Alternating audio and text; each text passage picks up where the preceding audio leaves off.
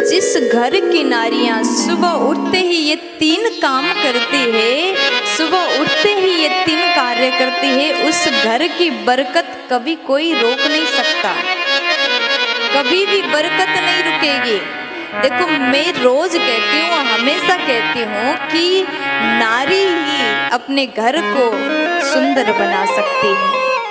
अगर घर की नारी, घर की माताएं, घर की बहुएं, घर की देवियां अगर रोज सुबह उठते ही ये 3 कार्य को करे तो वो नारी अपने घर से गरीबी को हटा सकती है। अगर बहुत गरीब परिवार भी है, अगर नारी नियम से रहे तो उस घर की किस्मत को चमका सकती है। घर में धन धान्य वो नारी ला सकती है।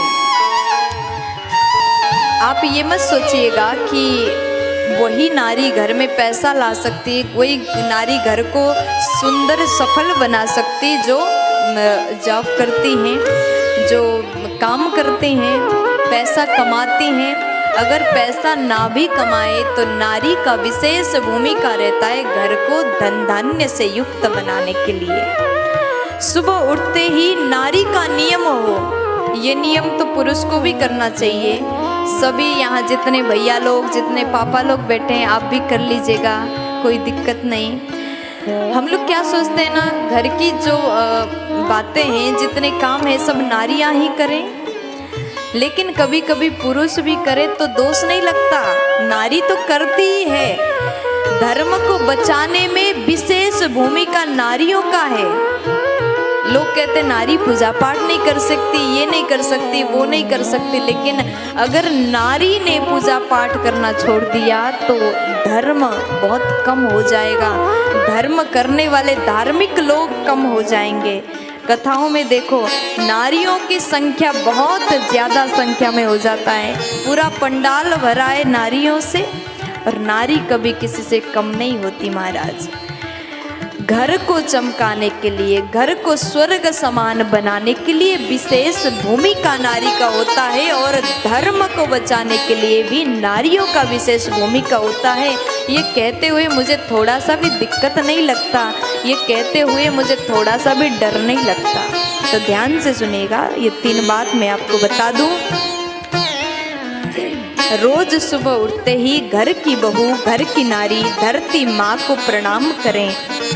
ऐसी 3 माँ हैं जिसको प्रणाम करके नारी अपने घर को वैभव युक्त बना सकती, वैभव संपन्नता से भरा घर बना सकती हैं।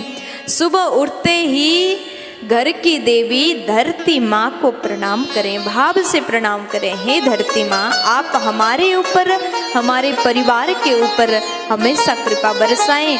मैं आपके ऊपर अपने चरण रखने जा रही हूँ, मेरे हर एक कार्य को आप सफल बना दें। धरती माँ को प्रणाम करो।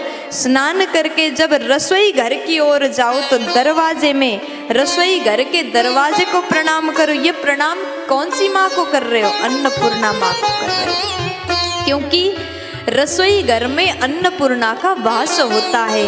और जो नारी धरती माँ को प्रणाम करने के बाद अन्नपूर्णा माँ को प्रणाम करके ही रसोई घर में प्रवेश करती है, उसके रसोई में कभी धन धान्य की कमी नहीं हो सकती है, उस घर में कभी अन्न की कमी नहीं आ सकती, उस घर में कभी कोई भूखे नहीं जा सकते, उस घर में आए अतिथि कभी भूखे नहीं सो सकते।